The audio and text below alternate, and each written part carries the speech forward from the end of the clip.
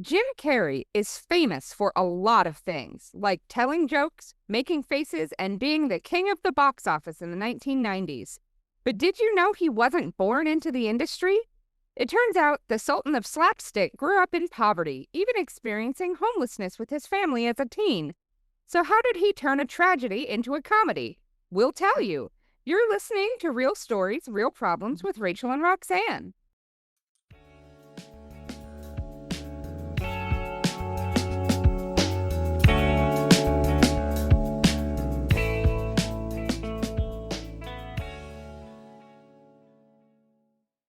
Rachel, how you doing today? I'm good. How are you, Roxanne? I love Jim Carrey. I really do. I mean, some of the stuff he does is a little over the top, but I enjoy his comedy. I enjoyed pretty much all of his movies. So I was excited to when you suggested this, and it's a real short documentary. It's like 13 minutes long. But it was very eye-opening for me. I didn't even know he was from Canada. Yeah, this was such a cute little documentary, and I do love Jim Carrey's stuff. Being a kid who, was born in the 80s, he kind of had that rise to fame just as I was old enough to start paying attention. I see. And so his big year where he was in 3 big movies that all hit #1 at the Blockbuster was I was the prime audience for that. Right. So he was definitely a big formative part of my childhood years. And listeners, in the comments below, tell us, what is your favorite Jim Carrey movie? Absolutely. What's yours? Honestly, I love The Truman Show. Yep. I love Eternal Sunshine of the Spotless Mind. His comedy stuff, I feel, is so over the top that it just is a little too much for me as an adult. But Truman Show and Eternal Sunshine, those were the ones that topped out for me. I agree. I love Eternal Sunshine of the Spotless Mind. And it's a shame that not a lot of people have seen it. But my absolute favorite is, and this is embarrassing, The Number 27. Have you even heard of it? I have seen it. You have? Yes. Oh my God. We might be the only 2 people who've ever seen it. Oh my God, that's so good. I should have known. I saw it in the theater. You did? Yeah. Oh, I saw it on Netflix, but it was fascinating to me. I actually, now I need to go back and find it and rewatch it, because I saw it in the theater when I was working at the movie theater. So I was 17. Yeah. Whatever. It was relatively early in my life. And I think as a woman in my 40s, I would now have a different opinion of it, or a different take on it than I did. It's very surreal. And I think I prefer serious Jim Carrey. I mean, like you said, he's really funny. But there's a lot of slapstick, which isn't my kind of humor particularly. So I really like you said, The Truman Show, Eternal Sunshine. And so for his comedies, Liar, Liar, hands down. My God, that's the best of the Jim Carrey comedies. When he's in the courtroom and he tells the judge, "I can't lie," and the judge goes, "That's very commendable. What would you like to call your next witness?" Yeah, that's a great one. My favorite moment in that entire movie is when he talking to the client, and he says, "Stop breaking the law, asshole." Yeah, his secretary goes, "So-and-so called. He robbed another convenience store, this time with a knife. He wants advice," and he grabs the phone and he goes, "Stop breaking." Yes, that moment. Oh, that's great. Jim Carrey has the capacity to be so funny. And you can see from his early career, he got into the industry by being just nuts. Yeah. By being able to do things with his body, his voice, and his face that other people could not do. And it got him attention in Hollywood. And so he really leaned into that. And then the second he could reasonably turn to other movies, he dropped that like a hot potato. Right. He still kind of does it a little bit, as the villain in the Sonic movies. Yeah, right. But by and large, he was like, Oh, and I don't have to contort myself like a weirdo? It must have been exhausting. Yeah, it's gotta be. And I remember when he won the People's Choice Award, he had when he was accepting, he go, "Are any of the people here? Like the ones who voted for me, are they here?" And I used to work with a guy like 30 years ago who looked like Jim Carrey, and I had a crush on him, and he didn't know. So, John Perez in Los Angeles, Uh, if you're listening to this, I had a crush on you. well, Jim Carrey was born in 1962, and he and his family lived in Ontario, Canada. Mhm. And I hadn't realized he was quite as old as he is. I knew he And was older than me. I didn't know how much older. in my head, he was always like 10 years older than me. Like, Okay. I anticipated him being born in like the early 70s, like Right, that right. in my brain. But logically, if you sit and think about it, for him to have built the career he had, Yeah. he had to be older than that. Right. But he kind of has this ageless quality. No, he does. He looks the same in The Truman Show as in Liar, Liar. I mean, yeah, Yeah, he and does. it's not quite, Paul Rudd, Keanu Right, Reeves, right, ever aging right. thing, but he just looks very similar Yeah, through his whole career. yeah. And so I was shocked that he's basically the same age as my parents. I had no Wow, that's sobering. I had no idea. And the documentary tells the story of, when he was a little kid, he was relatively shy and quiet, and he didn't like a lot of attention, Mhm. which doesn't track to grown-up Jim Carrey. It's not, no. But they explained that in his childhood, his mom had some issues. Yeah. The documentary references hypochondria, but if you go and do even just a cursory amount of digging, Jim Carrey is very open and upfront about his mom had pain addiction pills, like Yeah, pain pill addiction. yeah. And that he considers it not quite a form of abandonment because she was physically there. Oh, she was dysfunctional, and that absolutely is now, I just saw this last night, but I can't remember. Was his dad in the picture? Yes, Okay. his father had been a saxophone player turned accountant. Like, he was the breadwinner for the Yeah, family. yeah. And the poverty situation for Jim Carrey was when his father was an accountant, he lost his job when Jim was about 14-ish. And he was kind of stuck in this weird situation. And the family eventually ended up being homeless. Yeah.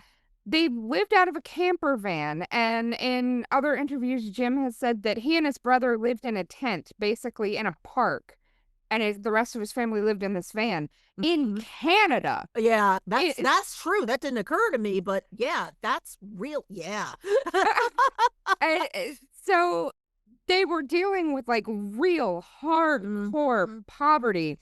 And eventually his father got a job. And you know what? I'm going to pull up the article that. So apparently, yeah, his dad had been like a funny dude. He'd been a sax player. He like got all the attention, And then he became an accountant? and then he became an accountant because Yeah. he had a wife and Sure. kids, and you have to actually bring in some money when that Right. happens. And so when he was 12, his dad, Percy, lost his job. They ended up dealing with the homelessness. And Jim Carrey says he fell in with the delinquent crowd. Mhm. He was really angry and his family was hurting. And so he was just dealing with all of this. Well, I And mean, I'm not surprised because he was forced to grow up and go to work at 14. The cognitive dissonance must have been very disorienting. yeah. And when his dad found work at a tire factory, both Jim and his brothers went with him and worked overnight shifts as Ugh. janitors and security guards and Sure. stuff. And it was not safe work. Oh, God, no. They all were armed. Jim Carrey took a baseball bat with him to work every day, he says, um, because it was just this, madness. And he Mhm. says, everybody had daggers and knives, and he was in the middle of all this madness, and he wasn't shrinking from it at all. He wanted to fight. Yeah. Like, he was really digging into that. Mhm. And because of all of this, his grades were suffering. And by the time he got to 10th grade, he was counting down the days till he could drop out of school. And on his 16th birthday, he told his father, "I'm not going back." What? And his dad cried. Uh-huh. But one of the things that happened in this I'm not going back to school and you can't make me was his father had been taking him when they could scrounge up a little bit of extra cash and they had the time to a stand-up club called Yuck Yucks in Toronto. And when Jim had no school, they started going and he started trying to perform at And not very this. well at first. Yeah, the documentary talks about his first performance kind of bombed super hard. Oh, And I can imagine that because coming out of nothing, if you had no experience with Jim Carrey, right. and then he got on stage and did what would eventually become like the Ace Ventura Dumb and Dumber, Right.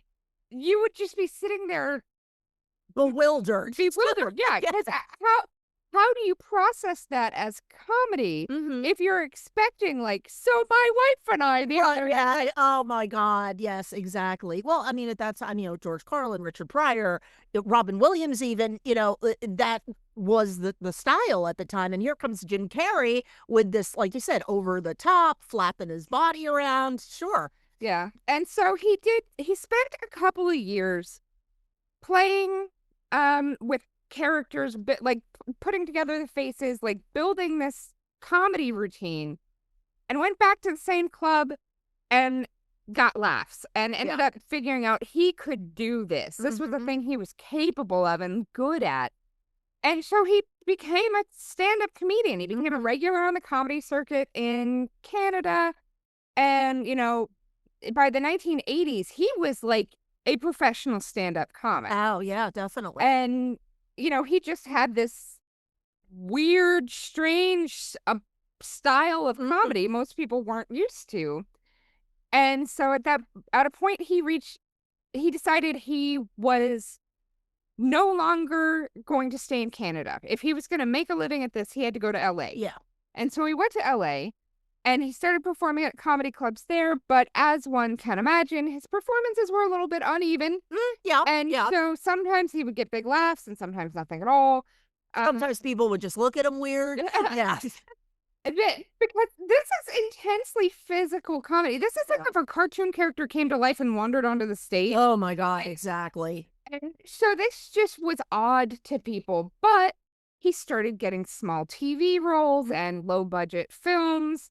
Like, I remember seeing his face on like stupid campy stuff like the Once Bitten, the horrible vampire movie, and like George Hamilton? Was he in that? I don't remember. I don't know. Okay, yes. Once Bitten. Being like a middle-aged cougar vampire really wanting the teenage boys. Oh, that was Lauren Hutton. That was Once Bitten. Yeah. Yeah, I can't I know that. And then I just admitted it. Like, I vaguely think I might have seen it, but I remember the cover of the movie because it was on every, video rental shelf. It was on every HBO, everything. So I definitely remember seeing those kind of things. And then he joined the cast of In Living Color. Yes. And I did not watch In Living Color. It was really like, I was too young to. I was in college. I missed the whole thing too. But the casting for In Living Color, the Wayans brothers and Jim Carrey, Jennifer Lopez got her start on In Living Color. She was a dancer there. Didn't know that. Fascinating. They had just incredible casting for this show. They could see talent. Yeah. And so he started creating characters for In Living Color. Fire Marshal Bill being the most famous. The fire marshal who's all scarred out from fire. And I vaguely have memories of a slice of pizza cutter character. I don't remember exactly what that was about. But yeah, so Jim Carrey was part of this show and having a blast. And just when you see him on TV at 11:30, because you're going to bed, or 10:30 or whatever, it's different than I paid money to sit here and be entertained. It's like, it catches you off guard and it's funny. So people were much more, like, I think, open to the slapstick of Jim Carrey through the television. One of my favorite Jim Carrey things was a bit he did on Saturday Night Live. where he played the lifeguard at a jacuzzi in a like exercise, in a gym.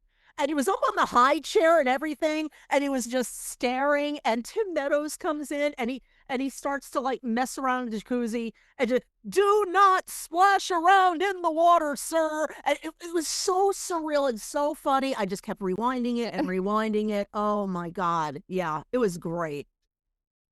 And so, like, as he's building this up, he's getting cast in these movies, and 1994 was the year of Jim Carrey. It was. That year, that 1 year, Ace Ventura, the Pet Detective, came out, The Mask, and Dumb and Dumber all released, all number ones, all stayed in theaters for months. Yep. And it turned him into Hollywood's leading man, like the leading man. Right. He was the one to get. He was the first comedian ever to command a $20 million salary for a single film. Damn. And that year of building all that fame was the time when he was like, thank goodness, I can go do serious stuff now. Right. And so in 1998, he was in The Truman Show. And in 1999, he was in Man on the Moon, the Andy Kaufman story. That was weird. That was a really weird one. I saw that, and I don't know why I saw it, because I had no understanding or memory of Andy Kaufman. I'd never seen Taxi. I'd never seen any of Andy Kaufman's stand-up. I never, I had heard the name. Right. That was about all I had. And so I'm watching this being like, so this is a biography of a dude who's not Jim Carrey, but acts a lot like Jim Carrey. And he made an excellent Andy Kaufman. He really, really did. But the story was not 100% accurate. There was some weird parts that didn't happen, and it kind of unsettled me at the end. But no, Jim Carrey was really good as Andy Kaufman. And in the 2000s, he was trying to balance comedy with serious works. That's when Eternal Sunshine of the Spotless Mind was a thing that he did. And that's when, Liar, Liar and all of that was going on. And so he talked to people in interviews at that point about dealing with depression and that this was a thing that he was battling, and how hard it was to be a person who is basically synonymous with joy. When people see you, they think of nothing but joy and humor and fun. And to be depressed and kind of sad within yourself and know that you're not what people are expecting you to be. Touched on this when we did the episode about Neil Patrick Harris and the group therapy with all the comedians. Yep. Many comedians really do suffer from clinical depression. After Robin Williams sadly committed suicide, many comedians kind of came out in that way and said, I thought about it. I suffer from depression. I go to therapy. I take meds. What's stopping you? Yeah. And he has also been one of the celebrities who, and this brings me such immense joy, he's been one of the celebrities who's come out and said, fame doesn't fix your problems. And that when having this, you feel like it's going to solve everything, and it doesn't. Right. It just kind of magnifies everything.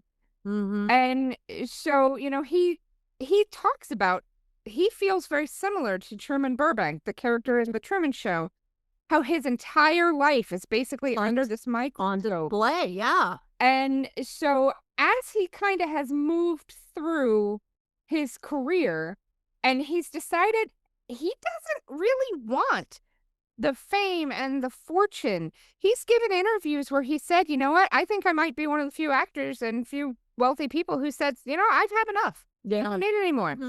And he still does occasional stuff.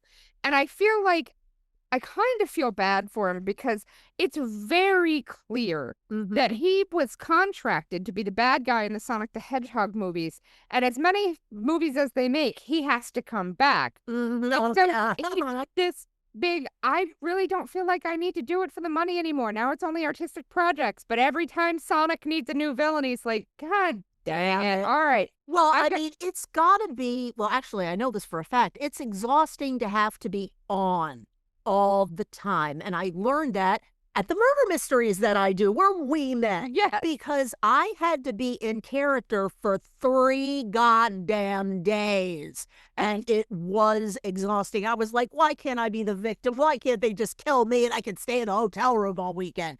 But no, it's you have to constantly be thinking and yeah, it's tiring.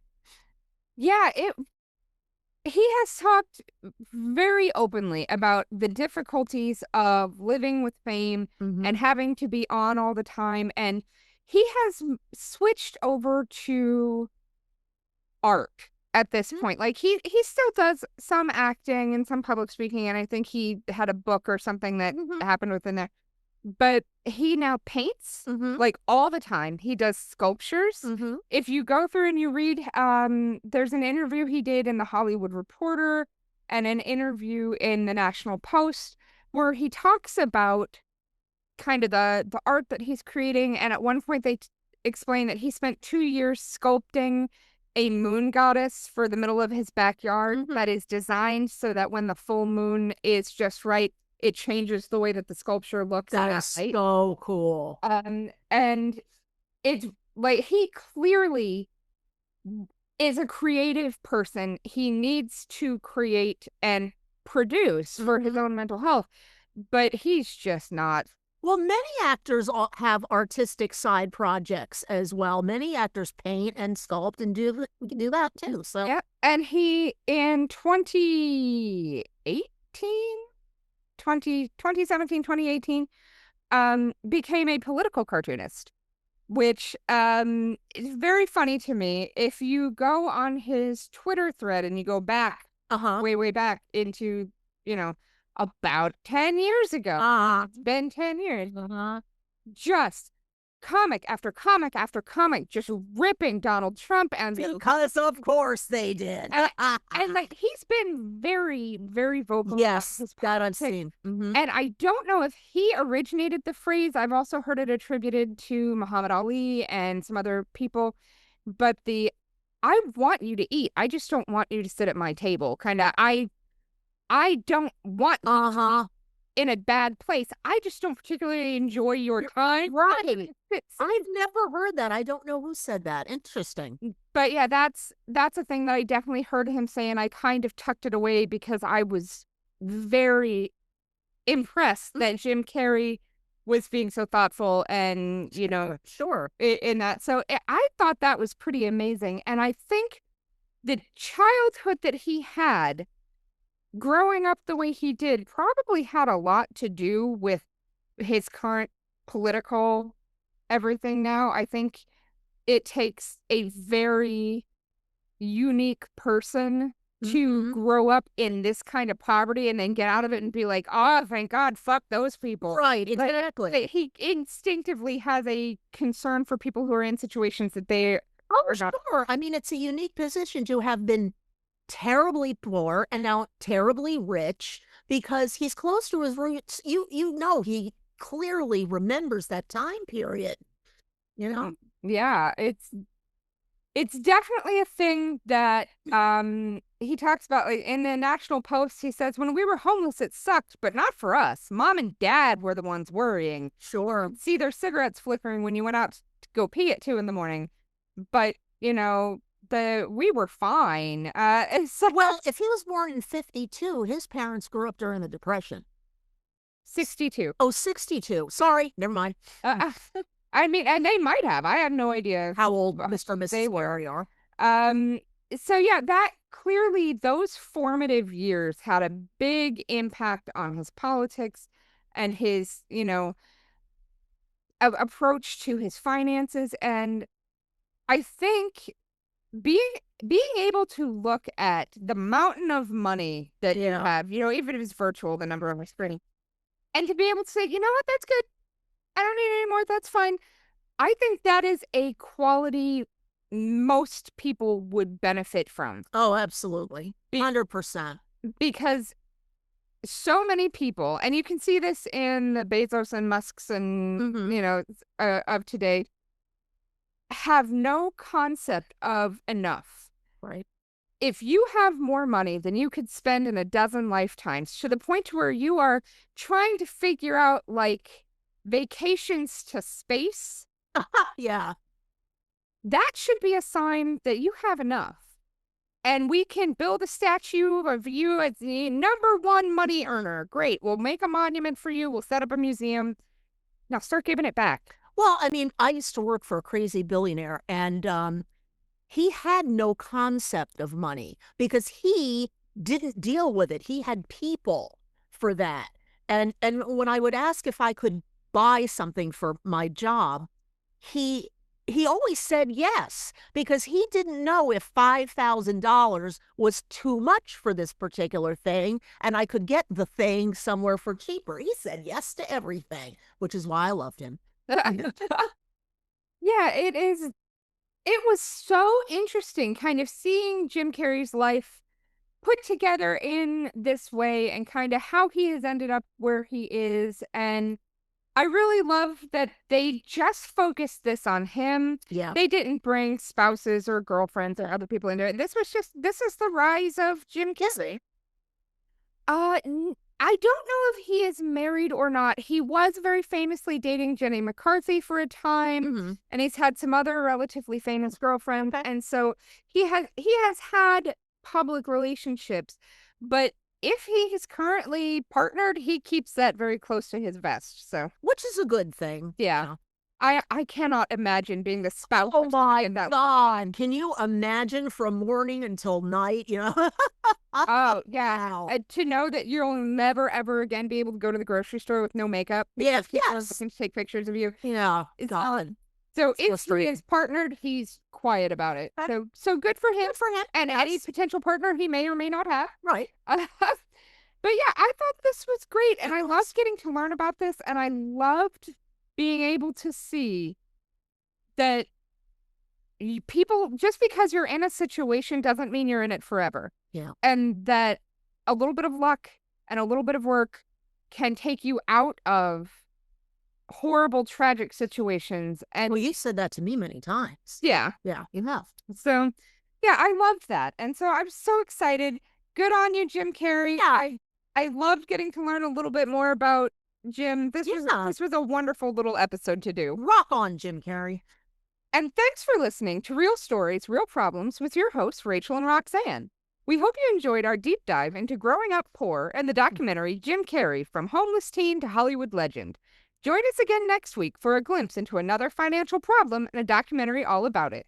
If you enjoyed our show today, please remember to like, subscribe, and leave us a review on your podcast app. Thanks for listening. See you again next week. Bye for now.